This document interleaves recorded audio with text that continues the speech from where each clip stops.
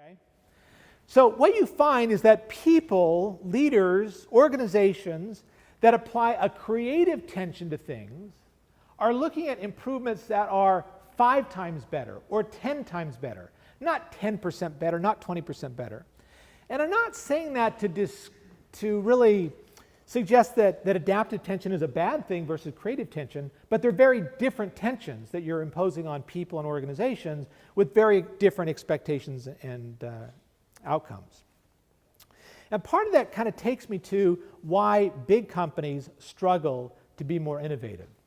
And it comes to the concept of mindfulness and mindlessness. So big organizations are built upon a scaled business model. And this scaled business model says that we try to be very lean and efficient in what we do, and therefore we apply standard operating policies and procedures that ensure that no matter who does the work in our company, we get the exact same outcome every single time. And they call that Lean Six Sigma because Six Sigma means that if I try this 1,000,000 times in my organization, I will only fail 3 times. So I, as a Lean Six Sigma big organization, I try to make failure disappear. I try to eliminate it. I try to eliminate tension, right? Because I orchestrate everything to happen a certain way. It has to be mindless because I don't want people in their jobs coming up with new ways to do it because I know the best way to do it. Do it this way. Now, mindfulness says, you know what? We're exploring to find the best way. We don't know the best way. We've got to use our brains to figure out how to find the best way. And so small companies never really know what to do, right? They're experimenting with new technologies, they're trying to find new customers, and so they're always exploring. And so when we start things from an innovative small company perspective, applying creative tensions, it tends to be very, very mindful, as opposed to these big companies that are more mindless. Now, mindlessness is actually one of the most powerful things we have in life to improve efficiency and effectiveness. And let me give you a simple example.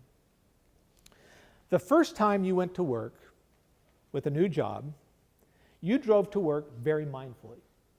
You weren't sure which roads to take. You weren't sure which was the fastest way. You might have experimented with several different routes. But once you locked on that route that was the best way, you turned driving to work from a mindful activity to a mindless activity. So mindless, in fact, that as you drive to work, you're thinking about 1,000 different things. You're never thinking about driving. And you arrive there miraculously without any thought about how you got there. Now, the value of mindlessness is that mindlessness actually gives you spare capacity to be mindful. If we weren't mindless, we could never be mindful. And the other thing is that mindfulness requires so much oxygen and glucose in your brain that if you were to be mindful all the time, you would die. You actually don't produce enough resources to do that. So biologically, we are designed to turn everything we possibly can into mindless activity to conserve energy for us to be mindful.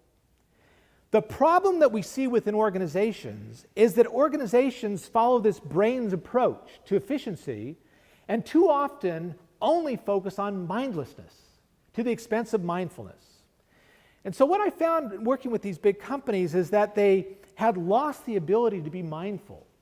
And so how do we actually capture that back? So in my consulting work that I would do with clients, they would say, Chris, you know what? We tried innovation in our organization and it was a failure. So we created an open suggestion box.